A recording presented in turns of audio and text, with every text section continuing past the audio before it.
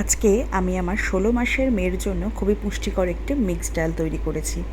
এই ডালটিতে ব্যবহার করেছি মুসুরির ডাল, মুগ ডাল, গ্রিন মুগ ডাল এবং মটর ডাল। ৪ ধরনের ডাল একসঙ্গে ব্যবহার করলে বাচ্চা কিন্তু বিভিন্ন ধরনের পুষ্টি পায়।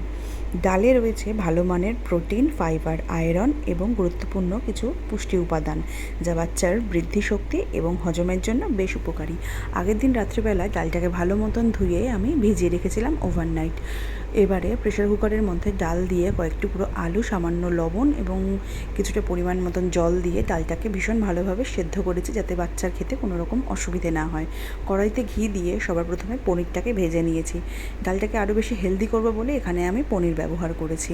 তো তারপর আমি ওই পনিরটা তুলে নেওয়ার পর সামান্য ওই ঘিয়ের মধ্যেই জিরে, আদা রসুন কুচি, পেঁয়াজ কুচি এবং টমেটো কুচি দিয়ে ভালো মতন ভাজা ভাজা করে নেবার পর সেদ্ধ করা ডালটাকেও দিয়ে দিয়েছি। তো তারপর ভাজা জিরের গুঁড়োও দিয়েছি, দিয়ে কিছুক্ষণ ফুটিয়ে নেবার পর শেষে আমি ওই পনিরটা আর কিছুটা ধনেপাতা কুচি দিয়েছি, ডালটাকে আরও বেশি ফ্লেভারফুল করব বলে। তো তোমরা চাইলে অবশ্যই তোমাদের বাচ্চাদের জন্য এই ডালটা কিন্তু তৈরি করে দেখতে পারো। যেরকম খেতে ভালো লাগে তেমনি কিন্তু অনেক বেশি পুষ্টিকর। কেমন লাগলো জানিও।